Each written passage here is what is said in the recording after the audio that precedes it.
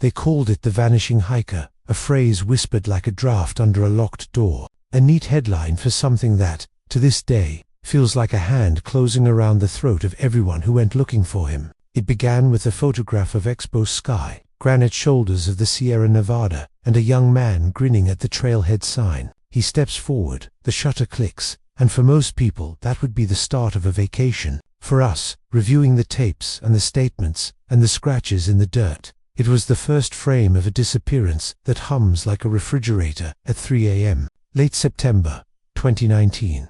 The air along California's John Muir Trail was thin and brittle.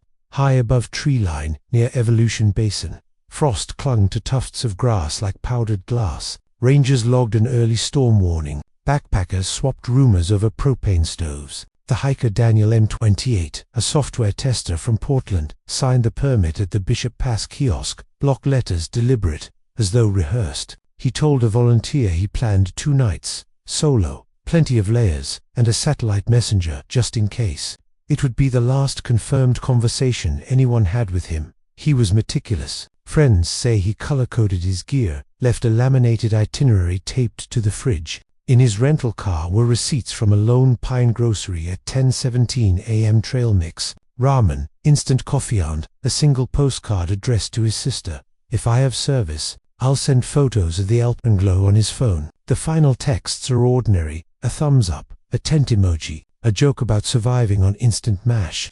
No omens, no frantic goodbyes, just the calm of someone stepping into clean mountain air, boots ticking in rhythm, breath threading the cold. People who hike alone often describe a second companion made of sound, the metronome of steps, the rasp of zippers, the soft clap of a pack strap against a sternum. Witnesses that morning remember hearing spindrift hissing across granite and the occasional echo from trekking poles. One pair of hikers reported a peculiar detail. Somewhere near the switchbacks above Sapphire Lake, they heard what they thought was a door hinge.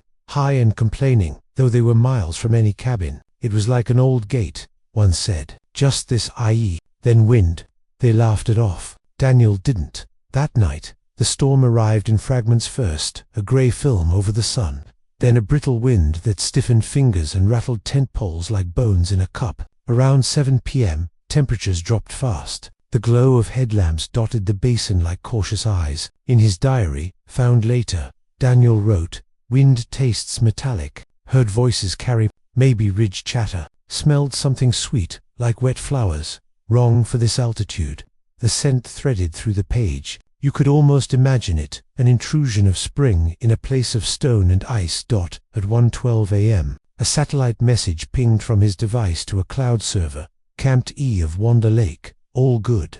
Coordinates placed him on a narrow bench with scree sloping to black water. The message went out cleanly, no distress code, but there was a second transmission at 1:47 a.m., never completed. Bite marks of data, 14 bytes, a partial phrase, "If I don't, then silence." Technicians debated a glove brushing the SOS cap, snow blocking line of sight, or simple battery dip. Yet the timing sits there like a held breath. Between the hinge sound and the storm's full throat. Morning found fresh tracks, sweeping down toward the lake and doubling back, the kind of pacing people do when they're thinking or listening. Rangers swear they saw parallel impressions beside his bootprints, shallow, like someone walking barefoot on ice. The spacing was off to even too patient. Along the shoreline, frost feathers had been brushed aside in a neat arc, as if a hand had turned to indicate a direction. No avalanche, no obvious fall, just little signs, the kind that are easy to reject over coffee and impossible to ignore when you're kneeling over them with a gloved hand. Search began on September 29, 6:20 hours. The radio chatter was clipped, professional. Helicopter blades turned the basin into a bowl of noise. The downwash scoured frost and flung grit against Kevlar helmets. From the air, the world was math grid squares, bearings, distances. On the ground, it was intimacy. The press of cold on a cheek. The funk of unwashed wool, a silvered breath, hanging and vanishing. They found his tent staked in a wind shadow, zipper drawn 2 inches as if in indecision. Inside, sleeping bag open, headlamp warm to the touch. Its beams still weakly alive, flickering. There are things the official report does not emphasize. For instance, the zipper teeth on the tent were clean of ice despite a night of blown snow. like something warm had traced them in the dark, or how the stove had been lit, then snuffed. The pot bore soot, swiped with a single finger, and the diary's last full line. Listened again. Not wind, not voices, footsteps above the tent, slow, like testing the weight of the night. The page ends with a pressed dot of ink, as if the pen tip rested in a tremor before being put down or taken.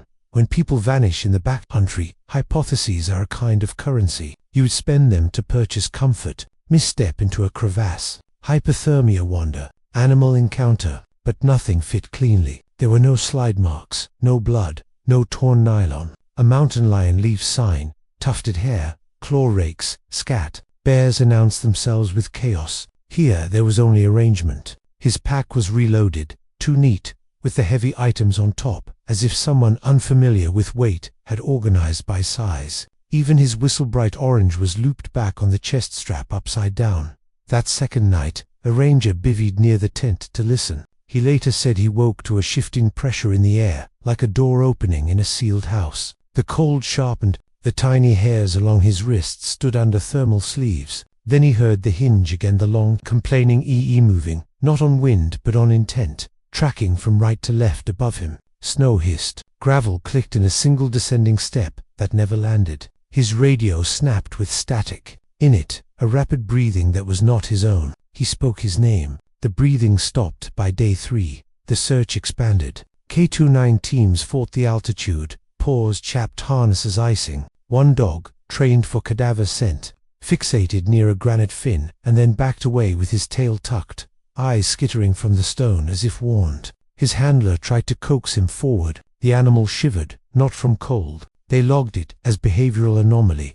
Around the fin, the snow bore pox little flea-soft indents like fingertip drumming. The team lead photographed them with a ruler for scale. The indents melted first when sun found the rock, leaving darker ellipses on the surface. Friends arrived from Portland, one from college in Flagstaff. They took turns facing cameras, jaws working as if chewing ice. They told stories about Daniel's carefulness, his dry jokes, how he learned to tie a bowline one-handed.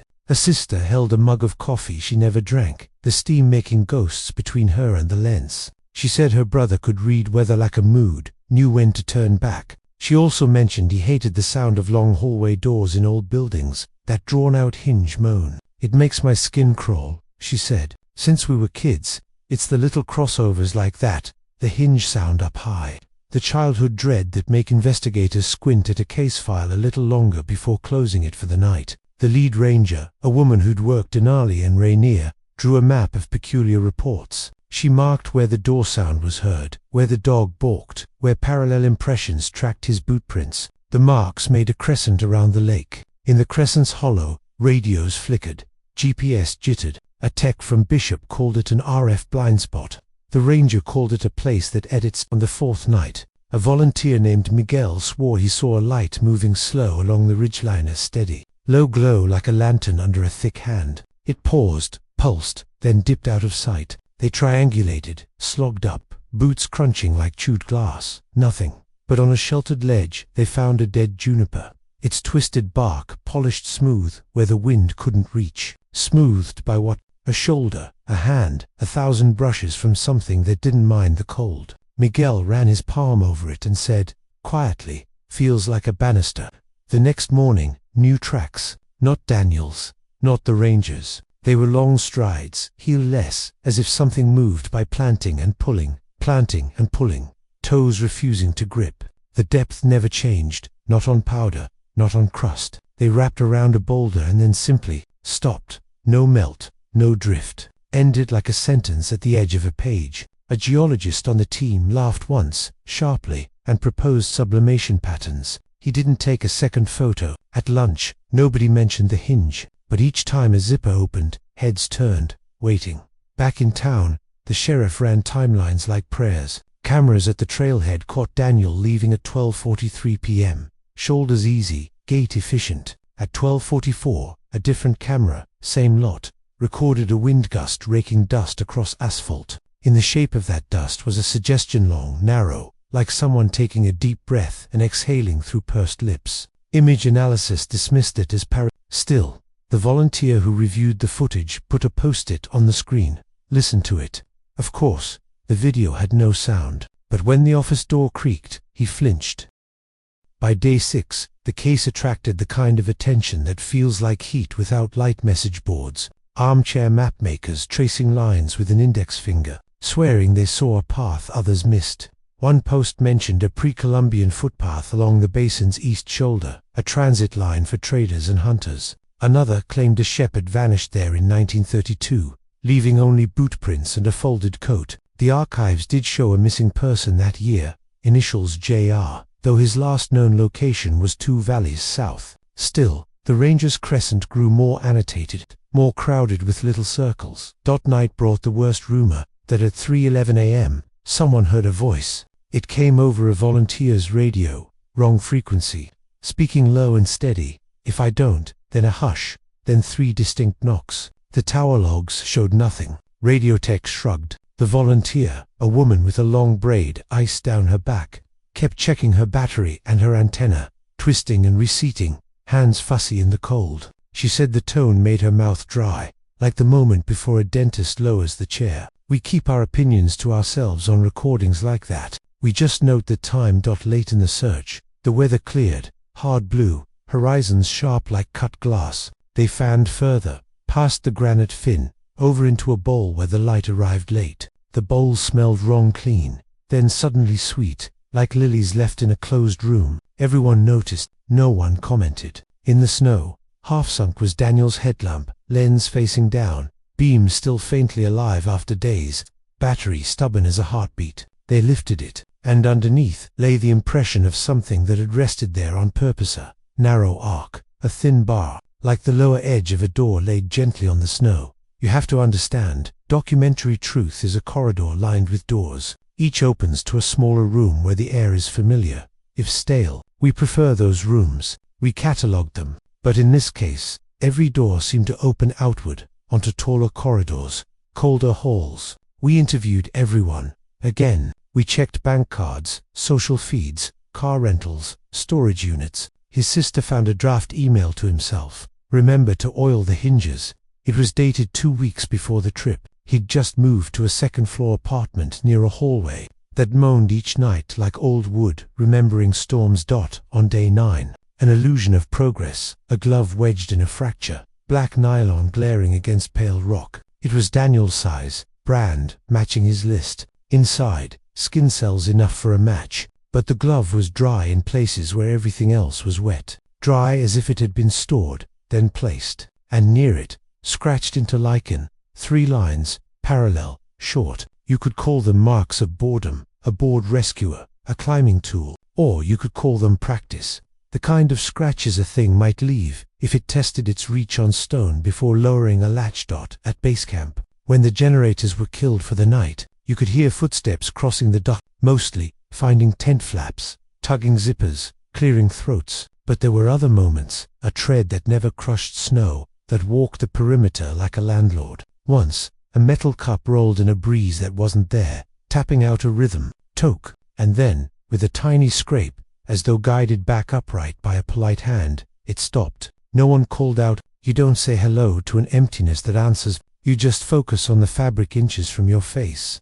On day 11, a thermal drone finally saw something warm. It was thin, vertical, shifting like a curtain in convection. They hiked to it, hearts drumming, radios up, and there it was, a column of air moving in place beside a seam of darker rock, glittering with suspended ice like dust in a sunbeam in a shut room. Stand inside it and your breath tasted like pennies. Speak, and the sound came back delayed, as if you'd called through a stairwell. Door, someone whispered. Nobody laughed. They lit sage. One volunteer had tucked away for morale and watched the smoke pace its edges. Undecided. Soon after, the weather returned with the blunt finality of a judge's gavel. Snow fell dense, purposeful, muffling everything. Rangers pulled back, narrow-eyed, counting heads. The mountain shook off our chalk lines, rubbed out our careful arcs. One last sweep, one last set of calls into blankness. Daniel, we're here. The only answer was the oldest. Snow on snow,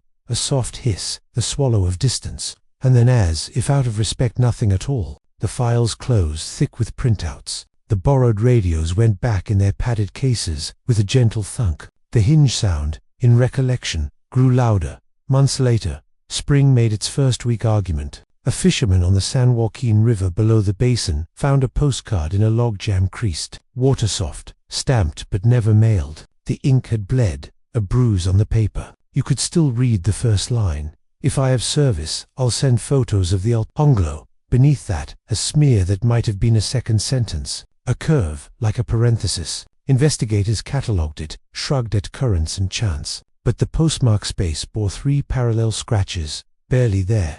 As if some clerk had tried to cancel a thing not meant to be sent. I went back in early autumn, a year later, to film pickups. The Basin looked cleaner without us. Fewer footprints, no orange flagging whipping at the ridge. The juniper's polished bark shone dull and human. I set the camera and waited for nothing. And nothing arrived honestly, simply. But when I reached to fold the tripod, the air to my right grew cooler, a degree, maybe 2. The little hairs stood somewhere, not near. A door side, EE. It came across like a practice note on a cello, then faded. I packed slowly, apologizing to no one, for noise I had not yet made. If you want a rational closure, the mountain will always sell you one. A misstep, a cornice that cracked like creme brulee under the torch of sun, water that turns bodies into traveling secret. Those are true things, good, sensible rooms behind sensible doors. But I keep replaying the facts that refuse to settle.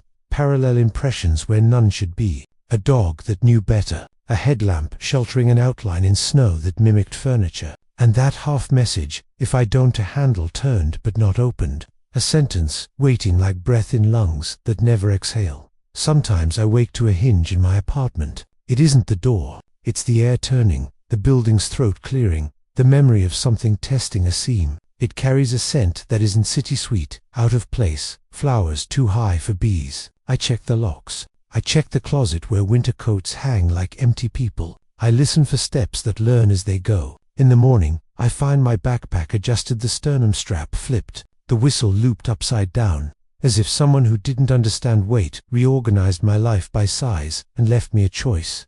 When I think of Daniel now, I do not imagine him lost in white. I imagine him standing before a thing that thought it was a door. He reaches polite, because he is careful, because he oils hinges, because the sound makes his skin crawl, but etiquette endures in cold places. He says, "If I don't," and tries to find the correct line. Behind him, snow holds its breath. Ahead, something sighs with an old house patience. Maybe it opened, maybe it didn't. Either way, the corridor lengthened, and we kept walking, boots tapping, breaths threading the thin, metallic air. There is a phrase we use at the end of an unsolved. No further leads at this time. It's tidy. It files well. But the truth is less linear. The truth is a basin that edits. It's radio breath that answers your name with your own cadence. Returned. It's a polished piece of dead wood where hands have no business. It is 3 short scratches where a cancel stamp should be. And it's a sound you didn't hear until someone asked you to listen.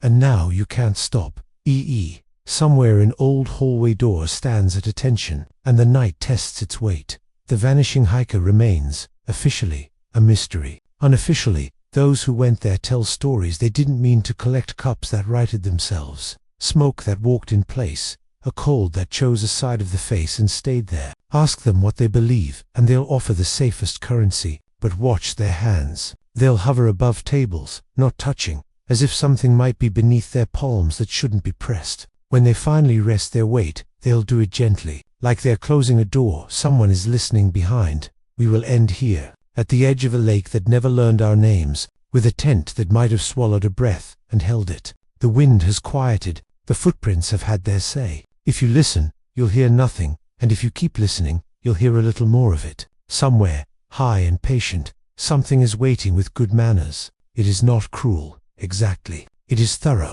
And if, one autumn night, you hear a hinge roll through your hallway, do what Daniel did. Be polite, speak carefully, because the corridor is always longer than you think. And if this story leaves you with the memory of a sound, that is appropriate. We measure absence by echoes. In an office somewhere, a file rests heavy with maps and timelines, the weight rearranged by size. In a basin, frost will form again and brush aside in neat arcs. On a riverbank, a postcard will soften and blur. And on the trail, when your steps fall into that second companion, the metronome, the strap clap, the inhale you, may hear a third thing keeping pace, never stamping down the snow. If you do, pause, and see which door in the air has cracked open for you.